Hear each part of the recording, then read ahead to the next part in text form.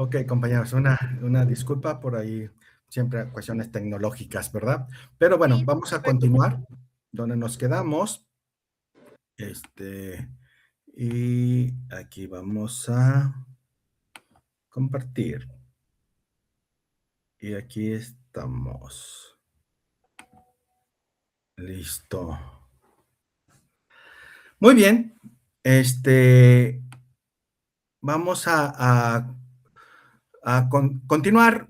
Decíamos que normalmente, pues, el auditor en el negocio en marcha trata de que la auditoría o la empresa va a continuar con la cuestión de su operación, ¿sí? No se espera de que hacemos una auditoría para poder cerrarla, aunque sí se puede hacer, ¿sí?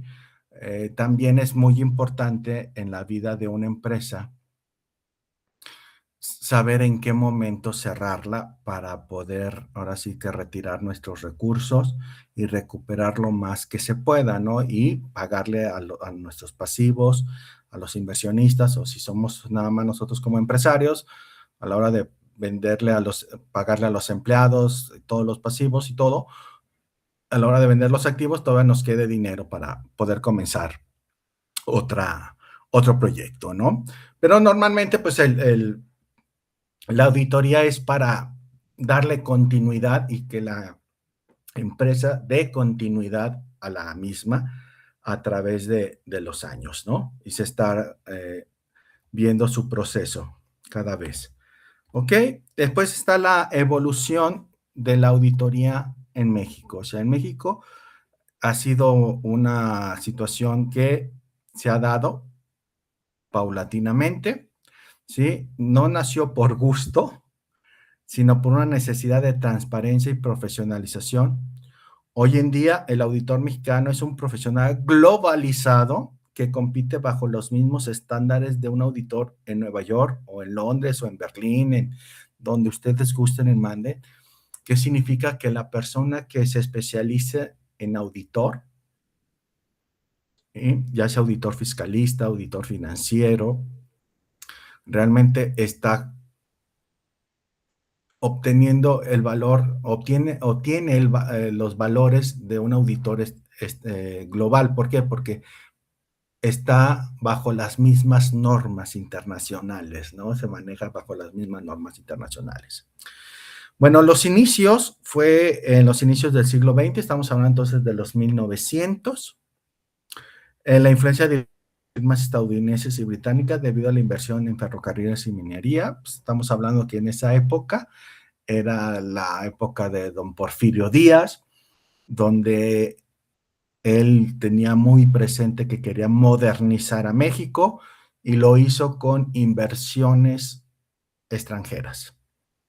¿Sí? Entonces los ferrocarriles, la cuestión de petróleo, las minerías, todo eso que utilizaban un poquito de maquinaria y de inversiones eran inversiones de extranjeros. Entonces se dio esa situación. En el 17, la fundación del Instituto de Contadores Públicos Titulados de México, hoy es el Instituto Mexicano de Contadores Públicos, marcando el inicio de la autorregulación. O sea, ya en el 1917 se espera que los que llevan la contabilidad pues estén haciéndola de una forma profesional, ¿sí? En los años 70 y 90, la creación de las primeras normas de auditoría y el autodictamen fiscal como herramienta de la auditoría como dictamen fiscal como herramienta de recaudación. O sea, saber exactamente que lo que me estás diciendo, que estás ganando y que lo que me vas a pagar sea cierto, ¿no? Claro que todavía se da, el gobierno, lo mencionábamos la semana pasada, la auditoría gubernamental, que puede ser un gobierno, el gobierno del SAT te puede estar haciendo auditorías para saber que realmente no le debas dinero, ¿sí? Y que realmente le estás diciendo la verdad. Y en la actualidad, la convergencia total de las normas internacionales de auditoría y un enfoque preventivo contra el lavado de dinero y el fraude fiscal. Actualmente sí se le está dando muchísimo a la cuestión del lavado de dinero, ¿sí? El fraude fiscal, pues normalmente por los paraísos fiscales, ¿no? Por no querer pagar impuestos. Pero se acuerdan que al comienzo de esta clase les dije como HSBC que se le castigó por estar aceptando dinero el crimen organizado, ¿no? Entonces, creo que el castigo a mí se me hizo muy poco porque pues aceptar dinero del crimen organizado creo que debería ser mucho más severo hasta quitarles el permiso de ser un banco, o sea, realmente así de drástico debería ser para que los lavado de dinero, al menos en la cuestión de la banca, sea más firme, es mi punto de vista. Claro que a mí se me hizo muy poco el dinero que los castigaron comparado con que ya tenían algunos añitos haciendo ese tipo de aceptando, ¿no? El dinero. Pero bueno, pero ya se está generando más en esa tensión, ¿no? Del crimen organizado. Y pues bueno, a la hora de controlar el dinero del crimen organizado, pues lógicamente se detiene un poco. ¿Sí? Y el fraude fiscal, pues las grandes corporaciones, ¿no? Es muy normal que empresas como, por ejemplo, Amazon, supongamos Amazon de Francia, la gente compre en Amazon y cuando pide su factura, les haga la factura de que fue emitido en Luxemburgo, ¿no? Entonces, en Luxemburgo la tasa de impuestos sobre la renta es muy baja comparada con la de Francia, pero pues si dices, bueno, la venta se hizo ¿cómo se llama? En Francia, el pedido fue de Francia, sí, pero pues el que emitió la factura fue otra empresa, ¿no? Entonces, ese tipo de situación que podría decirse que es como fraude fiscal, pero si los, en los, el derecho francés no lo permite, por decirlo de una forma, pues bueno, por algo, ¿no? Es como, por ejemplo, ¿por qué existen los paraísos fiscales? Uno podría decir, es que no debería de existir, pero pues a veces es la única forma de obtener dinero esos pequeños países porque no tienen otra forma de producir riqueza. Y la única forma de producir riqueza es atraer inversiones, dándoles tasas de impuestos muy, muy bajos, y con eso pues ya los grandes empresas o multimillonarios pues mandan ahí su dinero para que la tasa de impositiva sea mucho menor, ¿no? Pero pues también se da la cuestión del lavado de dinero. Terminamos con los elementos de la auditoría. Para que una auditoría exista y sea válida, debe contar con estos elementos esenciales. Primero, sujeto auditor, que es el auditor. Debe poseer independencia mental y profesional, además de una capacitación técnica necesaria. Entonces, primero, independencia mental y profesional, o sea, nadie debe de influirlo para que dé un resultado tendencioso. Ese es el auditor. Si ustedes hacen una maestría en auditoría y dan sus servicios de auditoría a una empresa, los que los contraten no deben influenciarlos de que los resultados deben ser favorables. No. El objeto es que sería el ente auditable, la información financiera, los procesos o el cumplimiento legal que será examinado. Ese sería el objeto. ¿Sí? O la empresa o los procesos si estás dentro de la empresa, ¿no? La acción, que es el examen, la aplicación de técnicas y procedimientos, el muestreo, la observación, la confirmación externa, todos ahora sí que, la palabra que usan mucho los detectives, pruebas, ¿sí? Que tenga que tener para poder hacer su trabajo. Y para eso se necesitan las evidencias. Las evidencias es lo importante y es el material con que un auditor trabaja. El criterio o el marco de referencia es contra qué lo vamos a comparar.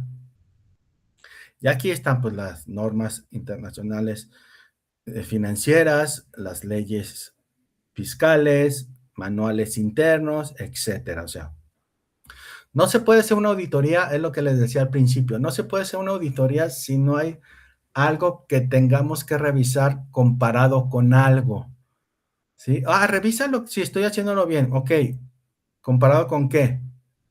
Pues nomás a ver si estoy haciendo bien, sí, pero necesito compararlo con qué. ¿Tienes manuales, tienes procesos, tienes políticas, tienes reglas? ¿Qué tienes? ¿Sí? Y si, bueno, si es una auditoría fiscal, pues lógicamente lo van a tener que comparar con el Código Fiscal de la Federación, ¿sí? Con todas las reglas que lo emite, ¿sí? El informe o el dictamen, el producto final donde se plasma la opinión profesional. Y recuerden que esa opinión profesional debe ser objetiva, no debe de tener tendencias y debe de estar basado en evidencias, ¿sí? Comprobadas. Y de ahí ya poner su opinión. Dependiendo de la expertise del auditor, de su especialidad, pues tendría que dar la opinión de cómo debiera ser. Si es un auditor fiscalista, pues lógicamente debe de dar su opinión acerca de las cosas buenas que vieron que están reguladas por la cuestión de las leyes fiscales y las que están desviadas de las leyes fiscales, dándole su opinión, ¿sí? Ok. Entonces, eso es lo que veríamos ahorita en esta semana, el tema 2, pero quiero invitarlos a ver, me regreso con ustedes para poder,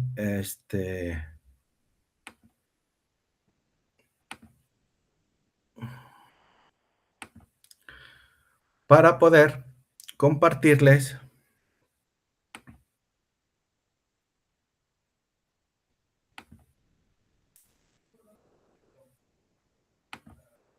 una,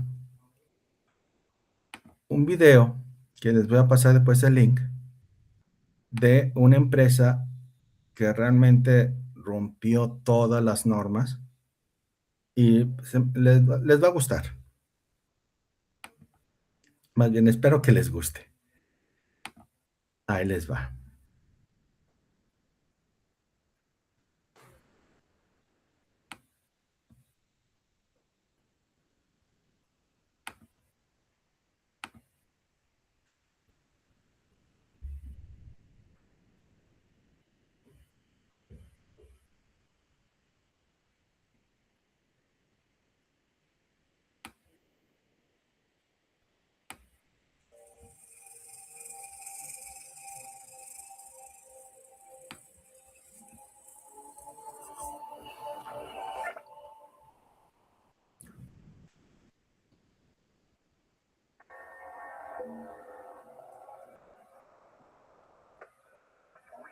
¿Qué están construyendo ahí?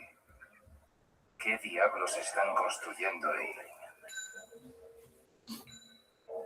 Enron tardó 16 años en pasar de los 10.000 millones de activos a los 65.000 millones de activos aproximadamente. Tardó 24 días en irse a la quiebra. ¿Qué diablos están construyendo ahí? La compañía se hundió tan rápida y tan profundamente que quebró en cuestión de semanas. E inmediatamente tuvo todos los ingredientes para ser un escándalo gigantesco. Nos están ocultando algo. El error fatídico de Enron, el mayor de todos, fue el orgullo. Pero también fue la arrogancia, la intolerancia, la avaricia. Estaban tan cegados por el dinero que no vieron que estaban hundiendo su propio bote salvavidas. Tenemos derecho a saber. Cada vez eran más avariciosos. Tarde o temprano iban a despeñarse por ese barranco a 140 kilómetros por hora. Lo asombroso es que les saliera bien durante tanto tiempo. En realidad Enron era un castillo de naipes. Lo que no sabíamos es que ese castillo de naipes lo habían construido sobre un charco de gasolina. Todo se quedó en agua de borrajas. dar comienzo a la vista. Trataremos una de las mayores quiebras en la historia corporativa de Estados Unidos. Lo que importa aquí es averiguar qué sucedió, quién fue el responsable y qué podemos hacer para prevenir que algo así vuelva a suceder de nuevo. En mi opinión, la historia de Enron nos resulta tan fascinante porque la vemos como una historia de cifras, una historia de transacciones complicadísimas, pero en realidad es una historia de seres humanos y una verdadera tragedia humana.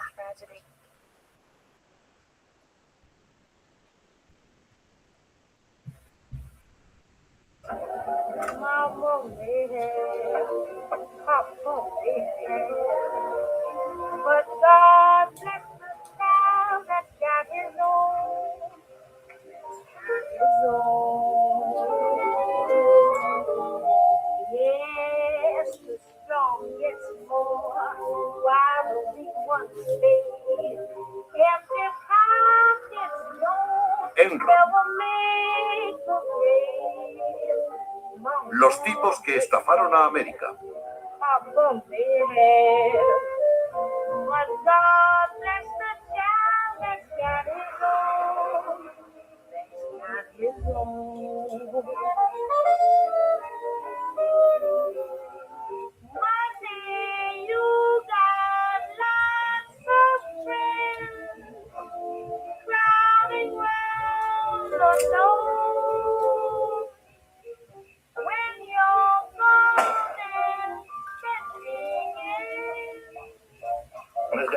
En la madrugada de hoy, a las 2:23, el cuerpo de John Baxter fue descubierto por la policía de Sugarland en el interior de su vehículo, con una herida de bala en la cabeza. Se encontró una nota de suicidio. Señor, ¿puede decirnos si esto tiene algo que ver con la quiebra de Enron? Sabemos que era empleado de Enron, pero en cuanto a las razones del suicidio, no sabemos nada.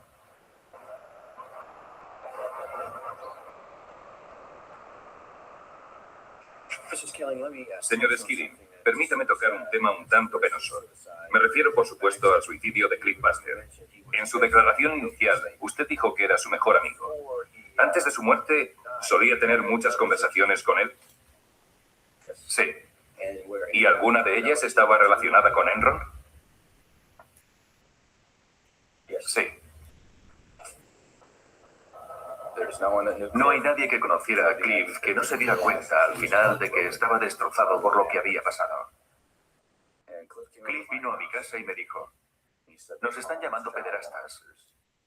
Jamás podremos lavarnos esta mancha. Pero, señor Skilling, ¿usted no cree eso? No creo que... ¿No cree que la prensa ni quienes les insultaban a Cliff Buster o a usted o a cualquier miembro de la junta directiva les denigraban o manchaban su reputación? ¿No cree que tengan razón? ¿Qué es lo que usted está diciendo hoy aquí? En mi opinión, no hice nada malo. Nada que no fuera en el interés. En todo el tiempo en que trabajé en la compañía Enron, trabajé en beneficio de los accionistas de la compañía. ¿Quién fue el responsable de la caída de Enron en última instancia? Solo hace unos pocos años, Enron era la séptima compañía de la nación y estaba valorada en casi 70.000 millones de dólares. Los expertos la elogiaban como un nuevo modelo de empresa.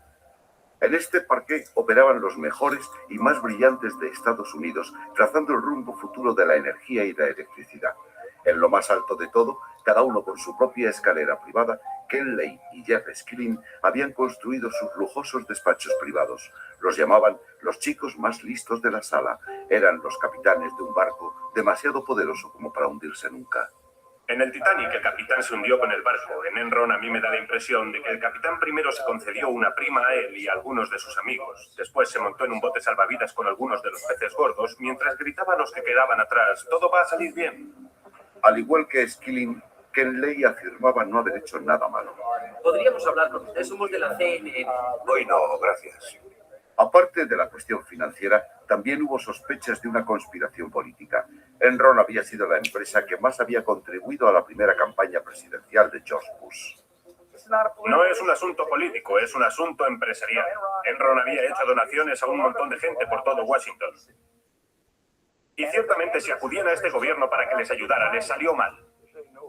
Decir que no hubo ayuda es como decir, no tuve ninguna relación política con ese hombre, el señor Lay.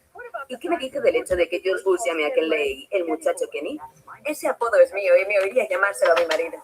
O sea que no se lo inventó el presidente. Desde luego que no. Según los datos que tenemos, su marido obtuvo ganancias por valor de 300 millones de dólares al vender sus acciones de Enron a lo largo de los últimos 4 años.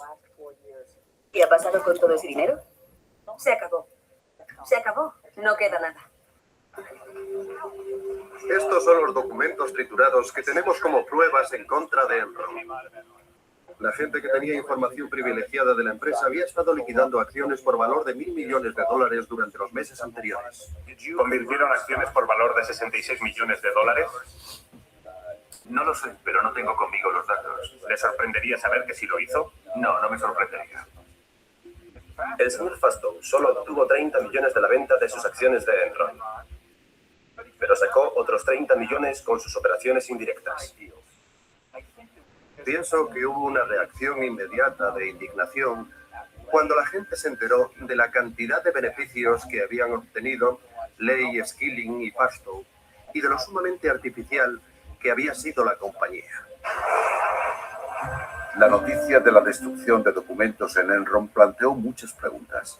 ¿Qué respuestas se perdieron al ser destruidos todos esos documentos? 20.000 empleados perdieron sus trabajos. 2.000 millones destinados a pensiones y jubilaciones habían desaparecido. ¿Fue Enron la obra de unos cuantos hombres corruptos o el lado oscuro del sueño americano? El muchacho Kenny. Los orígenes de Ley eran muy humildes. Mi padre era un pastor baptista y fue ordenado cuando yo era muy pequeño. Yo tendría unos 2 o 3 años. Ken Lay era el hijo de un predicador baptista. Su familia había sido pobre durante toda su vida. Tuvo varios trabajos de pequeño. Claramente tenía en la mente que las cosas podían ser mejores y que quería que fueran mejores. Su mayor ambición era triunfar. Solía contar la historia del tractor, de cómo sentado en un tractor soñaba con el mundo empresarial y de lo diferente que todo podía ser para él y su familia.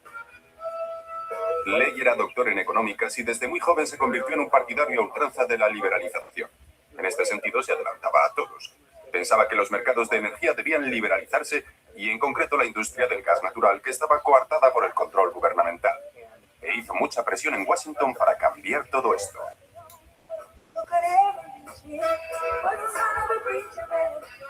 En Washington, Ley se unió a una nueva cruzada para liberar a los empresarios de las normas y regulaciones del gobierno. El gobierno no es la solución a nuestro problema. El gobierno es el problema.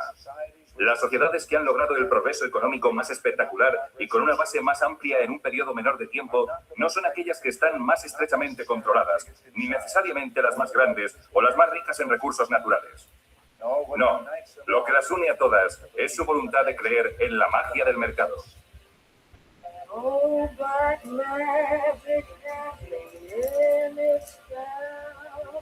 El poder mágico de la liberación es lo que llevó a Ken Lay a fundar Enron en 1985. Mediante una fusión de enormes redes de gasoductos, Enron se prepararía para aprovecharse de la decisión del gobierno de dejar flotar los precios del gas natural con las corrientes del mercado. Ken Lay consideraba la liberalización desde el punto de vista de todo el dinero que podía embolsarse. Ken Lay no estaba solo. Un par de magnates tejanos del petróleo estaban de acuerdo con él en dejar al gobierno fuera de juego en el negocio de la energía. Creo que podían entenderse mutuamente. Era cortesía profesional entre una víbora y una serpiente de cascabel. Lay era más amigo del padre, pero mientras fue gobernador de Texas, George Bush no tenía ningún problema en hacer llamadas telefónicas por Ken Lay. No hay ni un solo precedente de esto. Esta es, con mucho, la relación más importante y decisiva entre la familia de un presidente y una empresa en la historia de los Estados Unidos. Cuando Rich Kinder, uno de los ejecutivos de Enron, se marchó de la compañía, Lay le preparó un vídeo de despedida. Rich, me han pedido que piense en algo que decirte en tu despedida de Enron. Y es esto. No te vayas de Texas. Rich, te has portado fenomenal con la familia Bush. No creo que nadie haya hecho más para apoyar a George. Y por supuesto, en este momento de mi vida y en la de Bárbara también, eso es lo que realmente importa, tu familia y tus amigos. Durante su mandato, George Bush padre se había encargado de que el gobierno destinara miles de millones de dólares en subsidios a Enron Internacional y ayudó a promover a Ley como embajador extraordinario de la liberalización. Enron es una compañía que negocia con absoluta integridad con todo el mundo. Queremos que todo el mundo que cierre un trato con Enron se vaya pensando que le han tratado con total integridad y sinceridad. Siempre se presentaba bajo el manto de la rectitud moral, pero hubo un episodio al principio que puso en tela de juicio su integridad. Fue el escándalo del petróleo de Enron, también conocido como el escándalo Valhalla. Mientras trabajaba en Arthur Andersen, ¿participó en la investigación de una compañía llamada Enron Oil? Sí, así es. El problema con esa compañía en 1987 fue la malversación de fondos por parte de dos operadores. En 1987, dos operadores de petróleo de Enron hicieron apuestas sobre si los precios del petróleo subirían o bajarían. La compraventa de petróleo es como el juego. A veces se gana, a veces se pierde. Pero Enron Oil parecía siempre ganar, para gran alegría de Ken Lay. Traté de explicarle a Ken Lay el tremendo riesgo que se corre en ese mercado. Puedes perder hasta 10 veces tu inversión original. Mike McElroy, un operador veterano, sospechaba de la estabilidad de los altos beneficios de Enron Oil. Este negocio de compraventa de petróleo tenía beneficios que nadie podía entender y que muchos de los lugartenientes de Ken Lay cuestionaban. Decían, este negocio no puede generar tanto dinero legítimamente. Algo raro está pasando. Algo raro estaba pasando. La primera pista fue un soplo anónimo sobre el presidente de la empresa, Louis Bourget. El señor Bourget había cogido más de 3 millones de dólares de los fondos de la empresa y los había ingresado en su cuenta personal. Había cuentas en paraísos fiscales, libros falsos y un rastro que iba desde el tesorero de la compañía Don Mastroeni hasta un misterioso especulador libanés que nadie podía encontrar, M. Yas. ¿Qué nombre sospechaba que era ese? El señor Kulo. Y M. Smart. Bueno, es Maxwell Smart.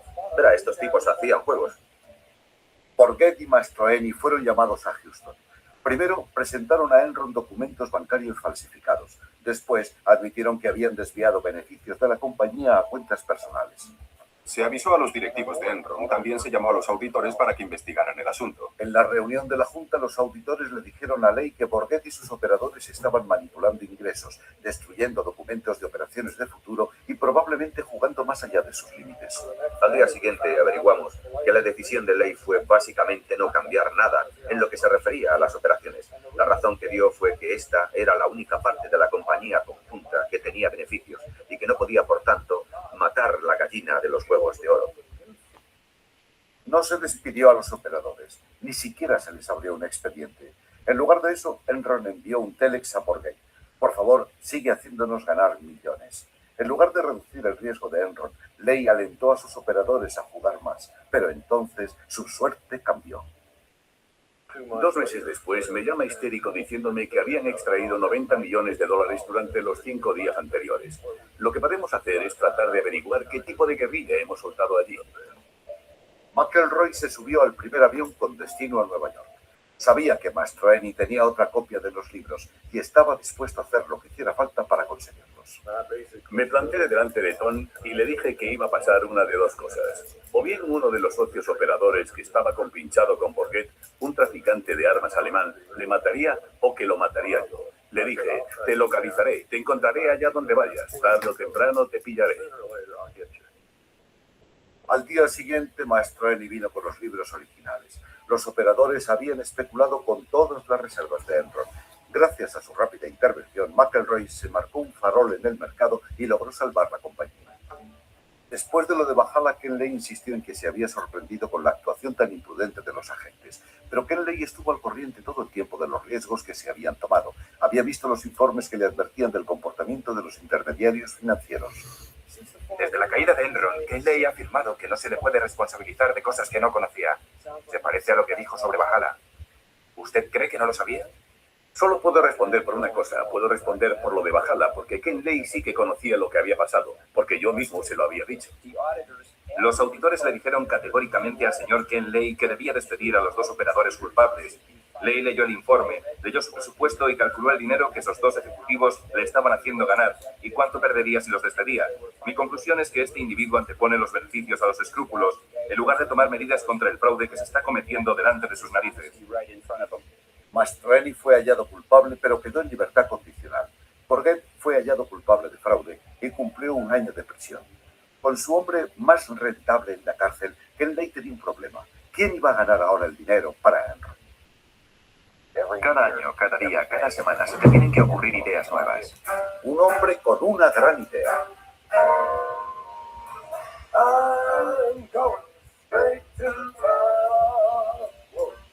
Kenley vio en Jeff Skilling al hombre que tenía la respuesta a lo que el futuro del negocio del gas natural debía ser.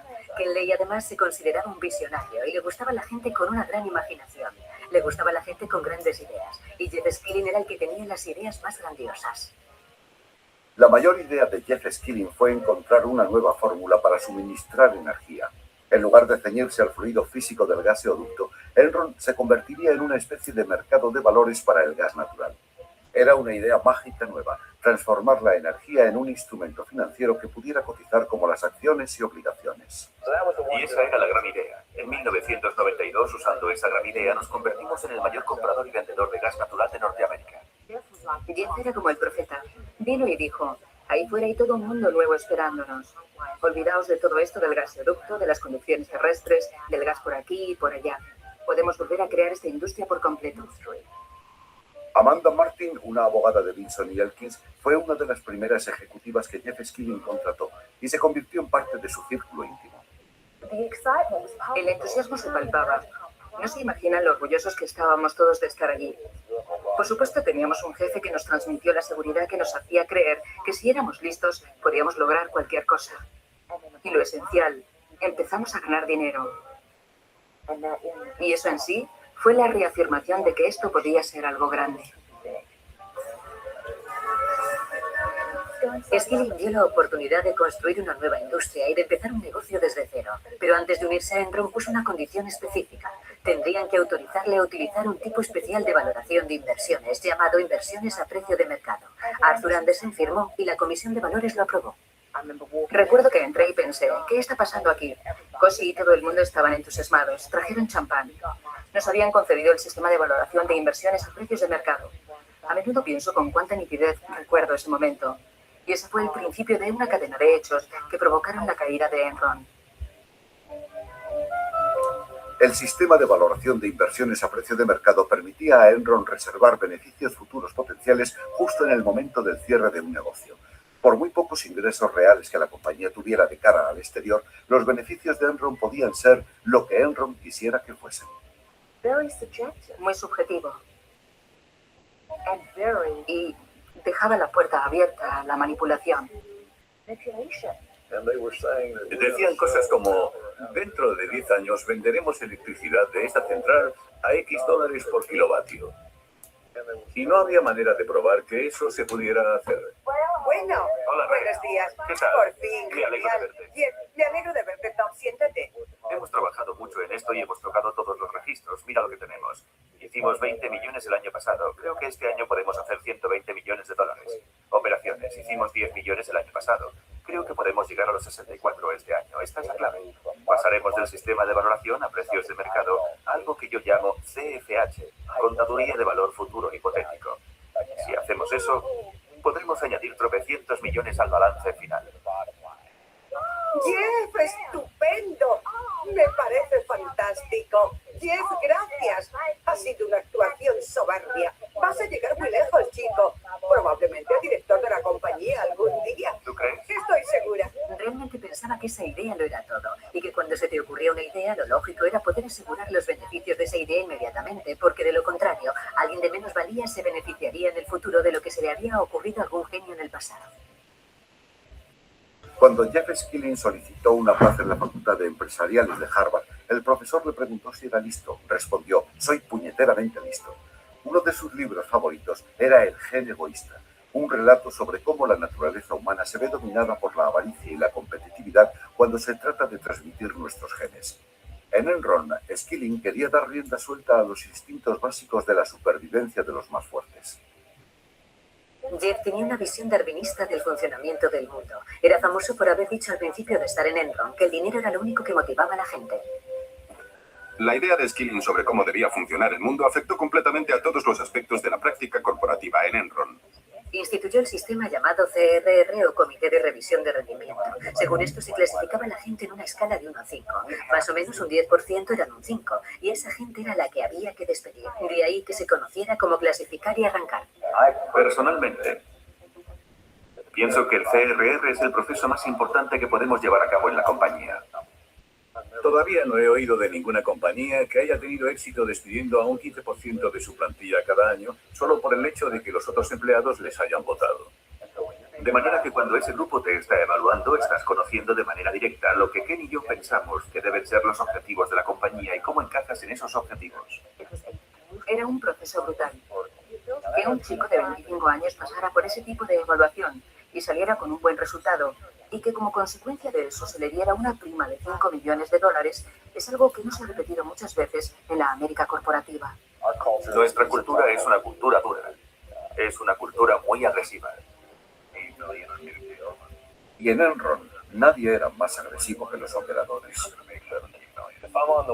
Si voy a ir al despacho de mi jefe para hablarle de mi remuneración, y si pisarle el cuello a alguien va a duplicar esa remuneración, pues se lo piso.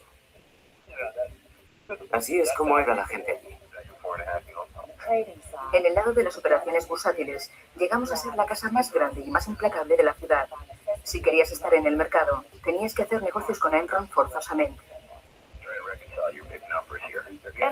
Los operadores de Enron eran como la pandilla de un instituto de élite con la que ni siquiera se atrevía a meterse el director.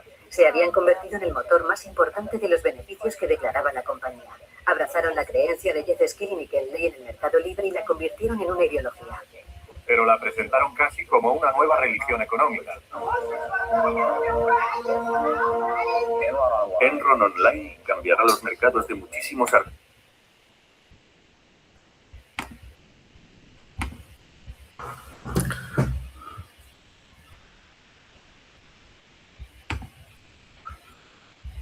Ok, compañeros, pues bueno, el video es algo largo. Le voy a pasar a la señorita Laura el link para que ustedes lo terminen de ver. Es realmente muy bueno, muy bueno. Y el siguiente vemos otro tipo de video, ¿sale? Es un placer haberlos tenido y espero que les guste este video. Hasta luego. Bye.